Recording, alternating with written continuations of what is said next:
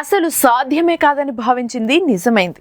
రాజమౌళి రికార్డులు మళ్ళీ ఆయనే తప్ప ఇంకెవరు బ్రేక్ చేయలేరనే వాదన బద్దలైంది. సంవత్సరాల తరబడి నాన్ బాహుబలి పదానికి అలవాటు పడిన ట్రేడ్ కి కొత్త నిర్వచనం దక్కింది. పుష్ప టు ది రిల్ అందరి అంచనాలు తలకిందులు చేస్తూ ఇండియన్ బాక్స్ ఆఫీస్ హిస్టరీలోనే అత్యధిక వసూళ్లు సాధించిన నెంబర్ 1 మూవీగా సరికొత్త చరిత్ర సృష్టించింది. అది కూడా కేవలం 32 రోజుల వ్యవధిలో కావడం అనూహ్యం. మైత్రి మూవీ మేకర్స్ అధికారికంగా ప్రకటించిన దాని ప్రకారం పుష్ప 2 వరల్డ్ వైడ్ సాధించిన గ్రాస్ అక్షరాల 1831 కోట్ల రూపాయలు. ఇది ఎప్పుడూ చూడని చరిత్ర. కమర్షియల్ అంశాలున్న ఒక మాస్ మూవీ ఎలాంటి గ్రాఫిక్ కంటెంట్ మీద ఆధారపడకుండా ఇలాంటి ఫీట్ సాధించడం అనూహ్యం.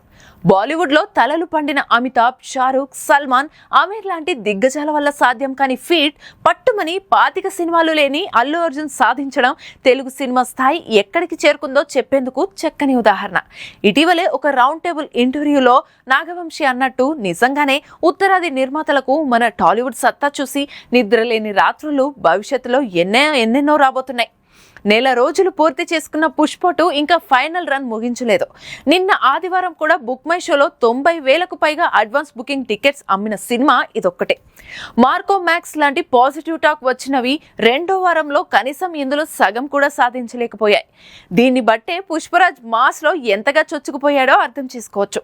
సంక్రాంతి సందడి జనవరి 10 నుంచి ప్రారంభం కాబోతున్న నేపథ్యంలో మన సౌత్ లో పుష్ప 2 జోరు దాదాపుగా తగ్గినట్టే. కానీ సరైన బాలీవుడ్ మూవీ లేని కారణంగా నార్త్ లో మాత్రం బన్నీ హవా 50 రోజుల దాకా థియేటర్లలో కొనసాగేలా ఉంది.